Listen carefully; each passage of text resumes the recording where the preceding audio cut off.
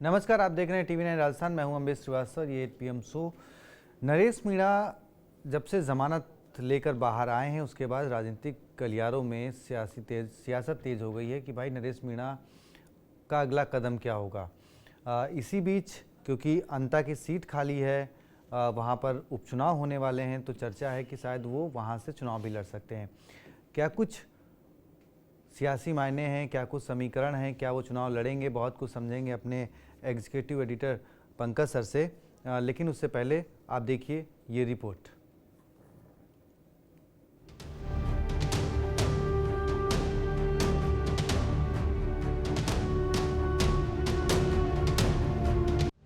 आठ महीने जेल में रहने के बाद सोमवार को नरेश मीणा जेल से जमानत पर बाहर आए।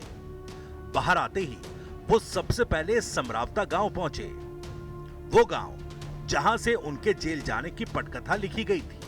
अब सियासी गलियारों में इस बात को लेकर चर्चा है कि नरेश मीणा का अगला सियासी कदम क्या होगा। क्या वो किसी राजनीतिक पार्टी का दामन थामेंगे या फिर वो सांसद हनुमान बेनीवाल के साथ मिलकर तीसरे मोर्चे को मजबूत करेंगे। किरोड़ी लाल मीणा और सचिन पायलट को अपना आदर्श मानने वाले नरेश मीणा वैसे अपनी सियासी शुरुआत कांग्रेस के साथ कर चुके हैं, लेकिन पहली बार जब उन्हें 2023 में 12 जिले की छपड़ा सीट से कांग्रेस ने टिकट नहीं दिया तो उन्होंने कांग्रेस का साथ छोड़कर निर्दलीय पर्चा दाखिल किया था। लेकिन नरेश को अपनी पहली चुनावी बिसात में बीजेपी उम्मीदवार से हार का सामना करना पड़ा। कांग्रेस से बाहर रहते हुए नरेश ने 2024 में लोकसभा चुनाव से पहले फिर कांग्रेस का दामन थामा और लोकसभा चुनाव के लिए टोंक सवाई माधोपुर से टिकट की मांग की, लेकिन फिर उन्हें निराशा हाथ लगी तो एक बार फिर नरेश ने निर्दलीय नामांकन दाखिल कर दिया। इसके बाद कहा जाता है कि सचिन पायलट के कहने पर उन्होंने अपना नामांकन वापस लिया, लेकिन जब प्रदेश में विधानसभा के उपचुनाव का ऐलान हुआ तो नरेश ने देवली उनियारा सीट से टिकट मांगा और तीसरी बार भी नरेश को निराशा ही हाथ लगी, क्योंकि इस बार भी कांग्रेस ने नरेश मीणा की जगह कस्तूर चंद बैरवा को टिकट दे दिया, जिसके बाद नरेश मीणा ने फिर से निर्दलीय पर्चा दाखिल कर दिया और इस बार वो चुनाव भी लड़े। लेकिन मतदान के दिन एसडीएम को थप्पड़ मारने फिर समरावता गांव में हुई हिंसा के चलते उन्हें गिरफ्तार कर जेल भेज दिया गया। अब जब वो जेल से बाहर आए हैं तो माना जा रहा है कि वो फिर से चुनावी ताल ठोक सकते हैं। दरअसल 12 जिले की अंता सीट से बीजेपी विधायक कंवरलाल मीणा को एसडीएम को रिवॉल्वर दिखाने के चलते 3 साल की सजा हुई, जिसके चलते उनकी विधायकी चली गई है और सीट पर फिर से उपचुनाव की सुगबुगाहट होने लगी है। ऐसे में नरेश मीणा जब बाहर आए तो माना जा रहा है कि वो इस सीट से चुनाव लड़ सकते हैं, लेकिन सवाल है कि वो क्या किसी पार्टी से चुनाव लड़ेंगे। बीजेपी के साथ उनकी संभावनाएं कम इसलिए हैं क्योंकि उन्होंने जेल में रहने के दरमियान बीजेपी पर खूब हमले किए थे। वहीं कांग्रेस से उनको टिकट मिलने की संभावनाएं इसलिए फिर भी कम है क्योंकि अंता सीट पर कांग्रेस के नेता और पूर्व विधायक प्रमोद जैन भाया का दबदबा रहा है। प्रमोद जैन भाया यहां से विधायक रहे हैं और पूर्ववर्ती सरकार में मंत्री भी रहे हैं। वहीं दूसरी तरफ नरेश मीणा लगातार प्रमोद जैन भाया के खिलाफ करप्शन के आरोप लगाते रहे हैं। पिछले कुछ सालों में नरेश मीणा ने भाया का जमकर राजनीतिक विरोध किया। प्रमोद जैन भाया के घर के सामने प्रदर्शन किए। इस मामले में तो नरेश मीणा पर मुकदमा भी दर्ज किया गया है। तो अब सवाल है कि क्या नरेश मीणा यहां से एक बार फिर निर्दलीय किस्मत आजमाएंगे, क्योंकि राजनीति के जानकार मानते हैं कि इस सीट पर नरेश मीणा की काफी पहले से नजर है और यहाँ पर मीणा समुदाय की अच्छी खासी तादाद भी है। ऐसे में नरेश मीणा के लिए ये बड़ा मौका हो सकता है। अब देखिए, मीणा समाज को अट्रैक्टिव करने की बात और समीकरण क्या कुछ बनते हैं, सीधे चलते हैं अपने एग्जीक्यूटिव एडिटर पंकज सर के पास। सर, नरेश मीणा जब जेल में थे तब भी चर्चा का विषय थे और बाहर आते ही तो अब और ज़्यादा चर्चा का विषय बन गए हैं। और वैसे कि अब उपचुनाव में क्या वो उतरेंगे, क्या ताल ठोकेंगे, क्योंकि लगातार 3 बार तो उनके साथ ऐसा हुआ कि जब उनको या तो टिकट नहीं मिला या उतरे तो उन्हें हार का सामना करना पड़ा। देखिए, एक जो बहुत महत्वपूर्ण बात है वो ये है कि इनके आदर्श कौन है। मतलब ये किन को अपना नेता मानते हैं, तो सचिन पायलट को अपना नेता मानते हैं और दूसरा नाम किरोड़ी लाल मीणा का आता है।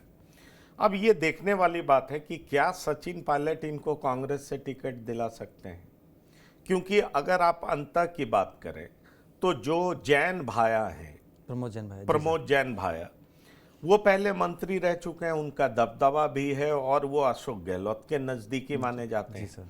तो सवाल ये उठता है कि राजस्थान की सियासत में अगर आप कांग्रेस के पर्सपेक्टिव से देखें तो कहीं भी अभी भी सचिन पायलट उतने मजबूत तो दिखते नहीं हैं, क्योंकि राजस्थान की जो पूरी कांग्रेस इकाई है वो अशोक गहलोत के इर्द गिर्द घूमती हुई दिखाई पड़ती है।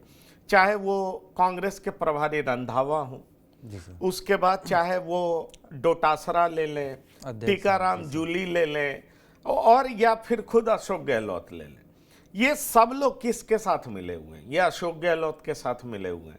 तो कांग्रेस में मुझे इसकी संभावना बहुत कम नजर आती है। जहां तक बीजेपी का सवाल है तो बीजेपी के विरोध में ये जबरदस्त बोलते रहे। बीजेपी सरकार ने इनको जेल भिजवाया है जी सर। तो अब बीजेपी क्या जेल भी भिजवा चुकी है और इनको टिकट देगी क्या? नहीं देगी। तब एक विकल्प बचता है, वो ये है कि चूंकि मीना समुदाय का वहां वोट बहुत ज्यादा है, मीना समाज का वोट अच्छा खासा है और ये जेल से निकले हैं, तो उस सेंटिमेंट को बुनाने के लिए क्या ये निर्दलीय फिर से खड़े होंगे? क्योंकि पहले भी ये निर्दलीय खड़े हुए टोंक से। जी सर। तो टोंक में इन्होंने, क्योंकि वो सचिन पायलट का गढ़ माना जाता है, सचिन पायलट ने इनको मना लिया, इन्होंने विड्रॉ कर लिया।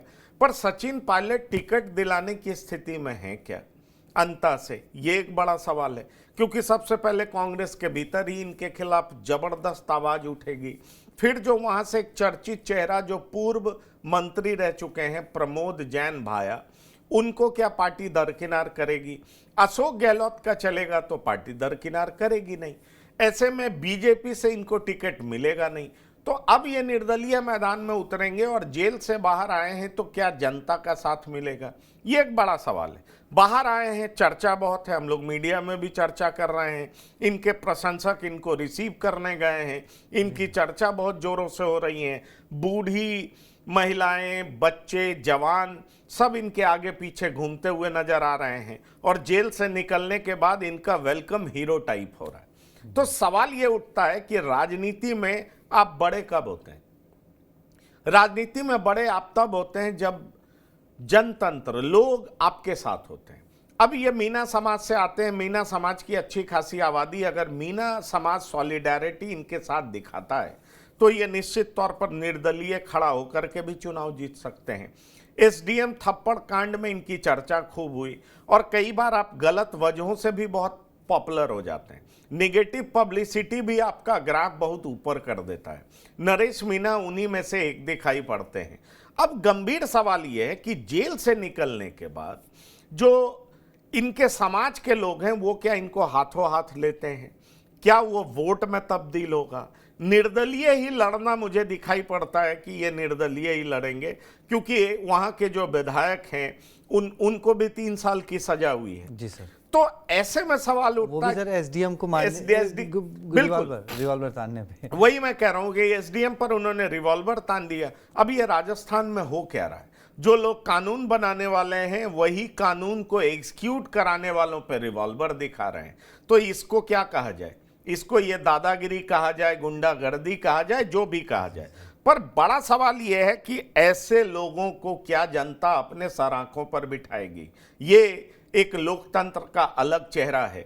अब नरेश मीना उतरेंगे तो इनकी भिड़ंत प्रमोद जैन भाया से होगी, बीजेपी के नेता से होगी, बीजेपी भी अपना उम्मीदवार उतारेगी, निर्दलीय ये लड़ करके क्या जीत पाएंगे ये देखना दिलचस्प होगा। लेकिन चूंकि इनकी चर्चा बहुत है, एसडीएम थप्पड़ कांड के बाद ये बहुत पॉपुलर हुए हैं, राजस्थान से बाहर भी इनकी चर्चा गलत वजहों से हो रही है, लेकिन ये चर्चा में तो बने हुए हैं। तो चर्चा में बने हुए हैं और इनका समाज इनको कैसे हाथों हाथ लेता है फिर वहाँ का जो डायनेमिक्स है, जो केमिस्ट्री है, जो लोगों का वोटिंग का तौर तरीका है, नरेश मीणा पर किस तरीके से और लोग विश्वास जताते हैं, वो देखना बेहद दिलचस्प होगा। इसलिए मैं कह रहा हूँ, मुझे तो ये दिखाई पड़ता है कि ये इंडिपेंडेंट ही लड़ेंगे। बीजेपी टिकट इसलिए नहीं देगी क्योंकि बीजेपी जेल भेजी है, इनका बेल हुआ है। और जहां तक कांग्रेस का सवाल है तो कांग्रेस में अशोक गहलोत कैंप इनके विरोध में है, इसलिए मुझे कांग्रेस से भी संभावना बहुत कम दिखाई पड़ती है। नहीं सर, कांग्रेस में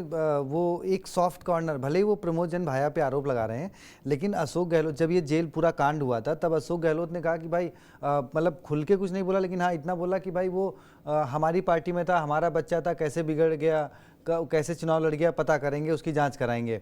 अभी बीते दिनों जो कांग्रेस के और नेता हैं, चाहे इंदिरा मीणा विधायक हों या फिर प्रताप सिंह खचरियावास हों, या कल ही एक वीडियो आया अशोक चांदना का, जो कि अशोक गहलोत के बड़े करीबी रहे हैं, एक समय सचिन पायलट के थे, उनका भी आया कि भाई उन्होंने इसकी नरेश मीणा की खूब तारीफ करी किसी से तुलना करते हुए।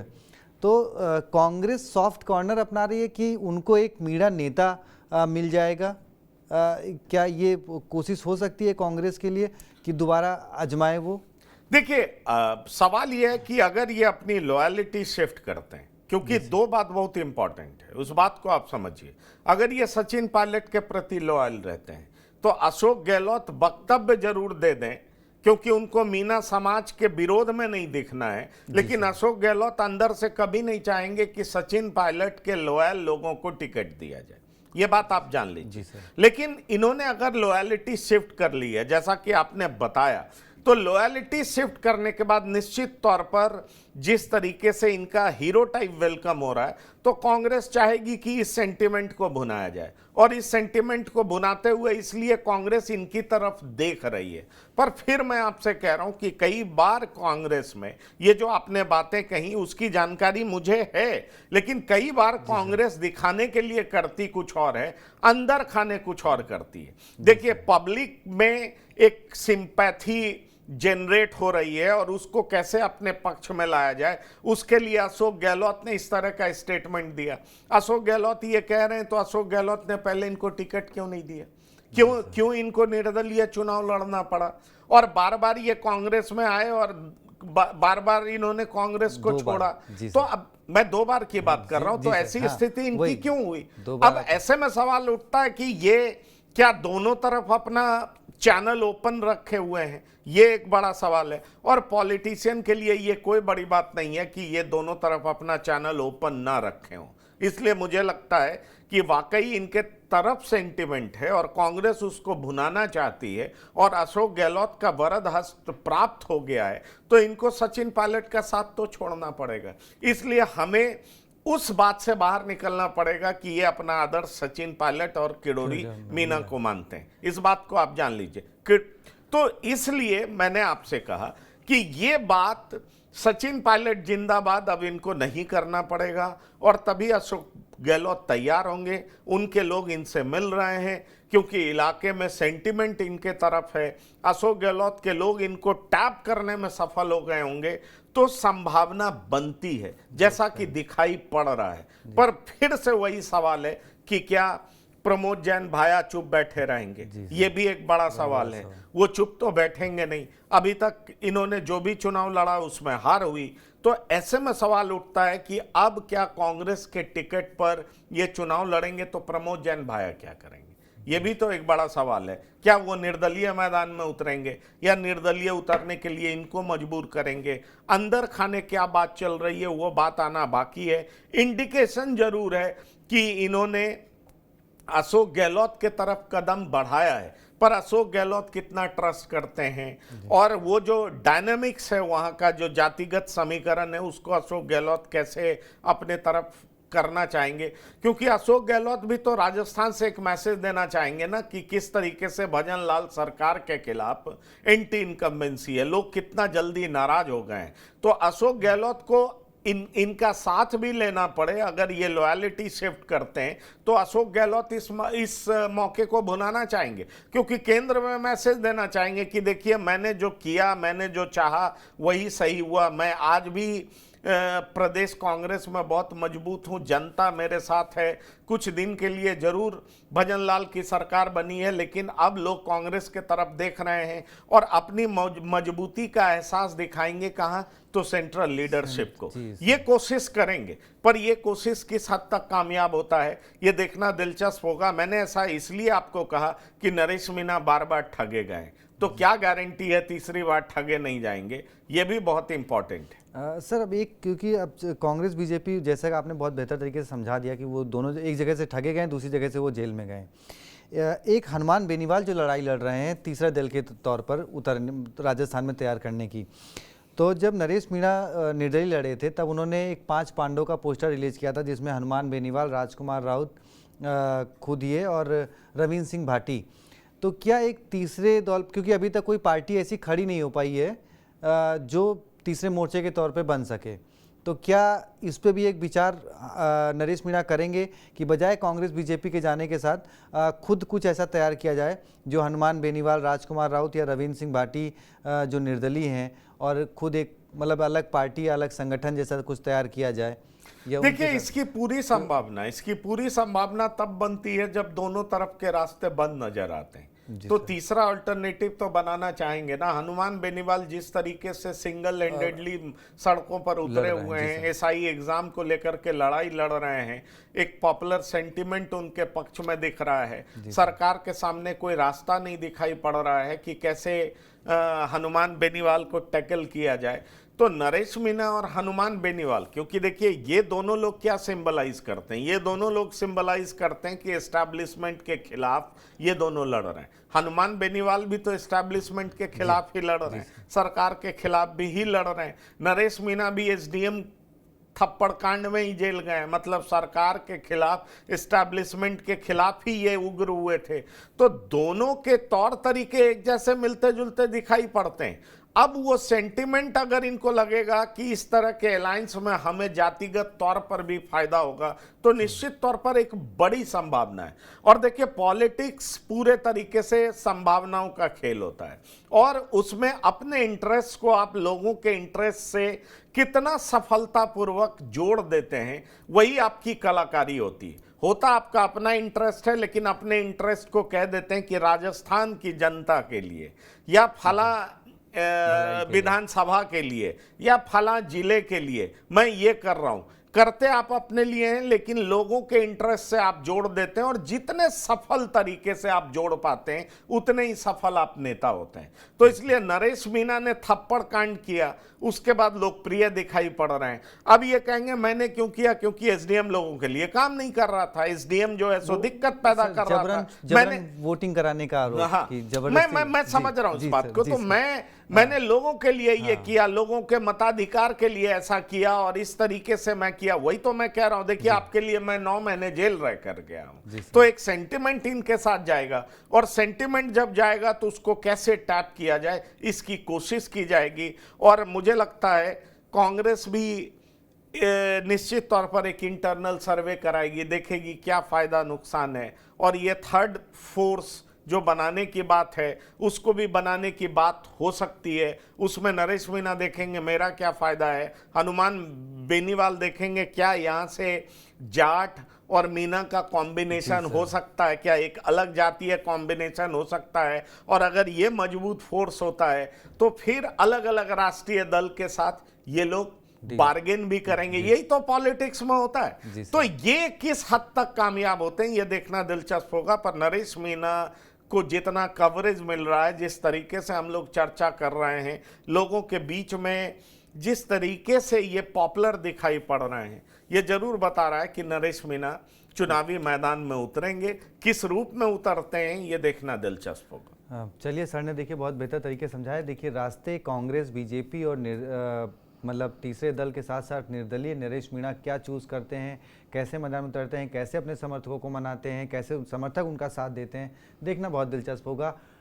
अभी खैर उपचुनाव के तारीखों का ऐलान तो नहीं हुआ है, लेकिन उम्मीद है कि शायद वो जल्द ही हो जाए, और उसके बाद देखना दिलचस्प होगा कि नरेश मीणा किस ओर बैठते हैं, और फिर सियासी जो ऊँट है राजस्थान का वो किस ओर बैठता है। बहुत दिलचस्प होगा। तो चैनल को सब्सक्राइब जरूर करें, और आपकी क्या राय है कमेंट बॉक्स में जरूर बताएं कि नरेश मीणा को क्या कदम उठाना चाहिए।